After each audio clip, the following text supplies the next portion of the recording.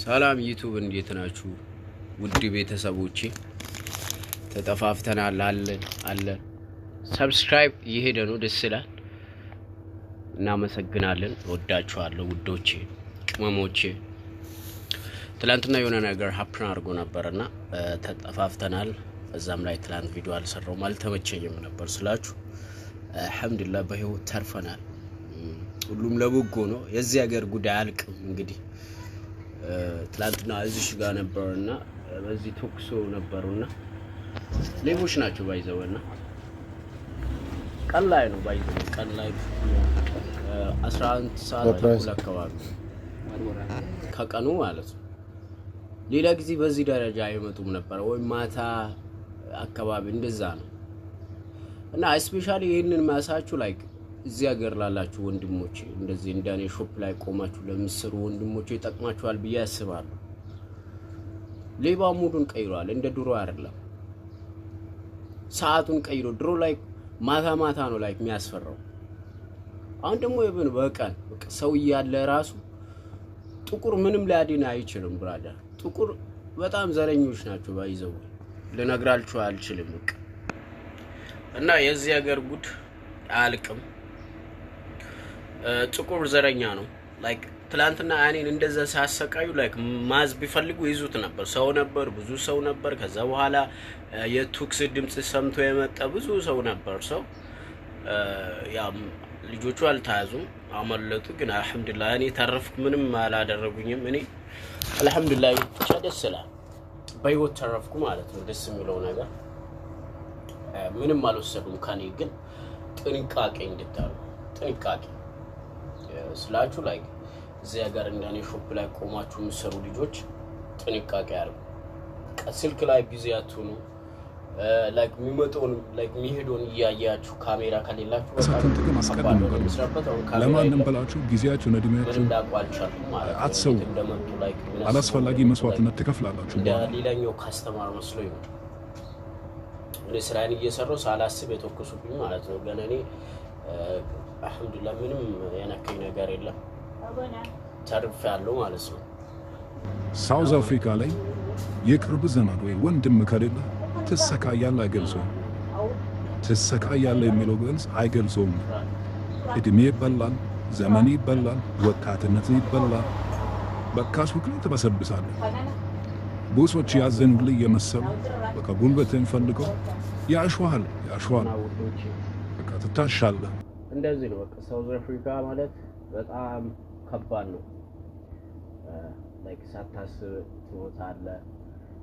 ላይክ 15 አመት 10 አመት ቁጭ ብለህ እንደዚህ በትንሽ ቅጽበት ትሞታለህ ማለት ነው። ላይክ ምንም ሳታስብ እና ሞት ግን የትም አይቀርም። ግን እዚህ ሀገር ያለው ነገር በጣም ከልክ ያለፈ ነገር ነው። በጣም ከልክ ያለፈ አሁን እኔ በዛን ሰዓት አላህ ነው ወላሂ ለጥቂት ነው የተረፍኩት ማለት ነው። ስለነቀው በቃ ላይክ ወይ ላይክ ፈዛዛ ቢፈዝ ኖሮ ላይክ ሊሞቱት ይችላሉ። በዛን ሰዓት ሊሞቱት ይችላሉ። በቃ መንቃት አለባችሁ። እዚህ ሀገር ላላችሁ ወንድሞቼ ላይክ መናገር የምፈልገው ምንድነው መንቃት አለባችሁ። ናቅተ መስራት አለባችሁ። ብዙ ጠላቶች እንዳለ ማወቅ አለባችሁ።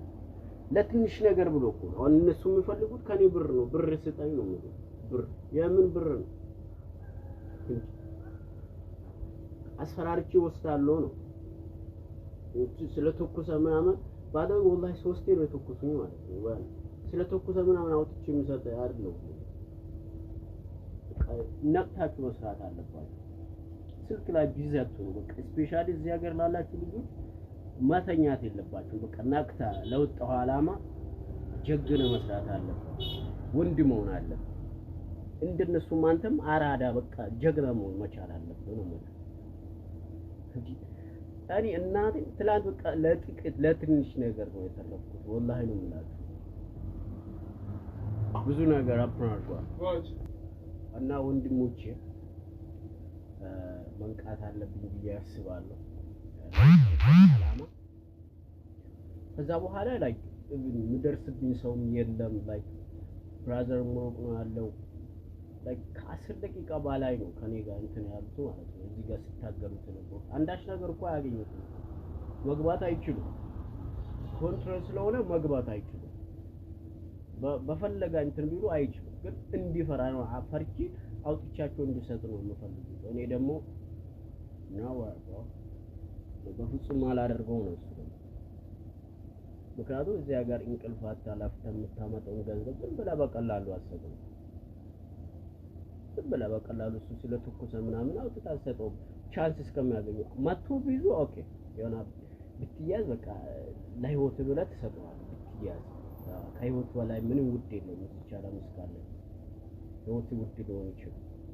ግን አላዙኝም ማያዝ አይችሉም። በዛ ሰዓት ውስጥ ላይ ስለሆነ ውጪ ቢሆን ያው አውጥቼ እሰጣለሁ ካስኩኝ ምናምን። ባዳዊ ውዶቼ ለኔ አዲስ አይደለም። ከዚህ በፊትም እንደዚህ አይነት ነገር ገጥሞኝ ያውቃል። እንደዚህ ተሞክሮኝ እንደው ከዚህ የበለጠ ላይክ ታይጆላ እኮ አውቃለሁ።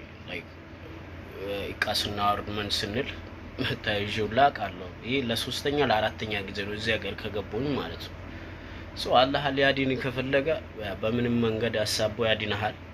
ጠባቂው አላህ ነው። ግን ከሱም በታች የራሳችን መጠበቅ ስላለብን ጥንቃቄ መውሰድ ስላለብን ስፔሻሊ እዚህ ሀገር ላላችሁ ወንድሞች የምመክራችሁ እንደው በስልክ በቃ ቢዚ አትሆኑ። እኔ እንደሌላ ጊዜ በስልክ በምን ቢዚ ቢሆን ኖሮ ላይክ ሊመቱኝ ይችላል። ቢዚ አልነበርኩም። በቃ እኔ አላህ ነግሩኝ ላይክ ዩና ቲክታክም ገባሉ ዩና ጭንጭን የሚል ስሜት የለም። ላይክ ዩና ጌስትም ቁጭ ብዬ እና በቃ አላህ ምንም ምቾት አልነበረ።